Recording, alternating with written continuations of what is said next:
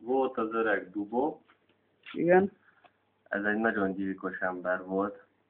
45 évesen ölték meg itt a faluba. Mert megölt 50 ártatlan gyereket.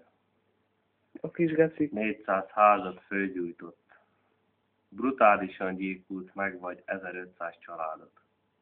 Kibelezte őket.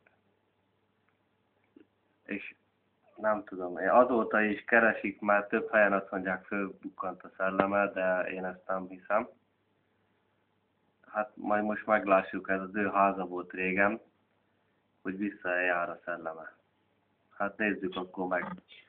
Akkor nézzünk körül a helyszínen. Hát, ha találkozunk az öreg Bubuval. Nagyon kihalt kopára, még a kutyái is itt maradtak az épületbe. Nem tudom milyen oknál fogva, se ennivalót nem esznek, semmit, és még mindig élnek a kutyák. Nem tudom. Atya úristen, mi ez? Te jó Isten, eltűnt! Eltűnt! A szívim, tényleg létezik a Bubó szelleme! Te jó Isten! Atya úristen!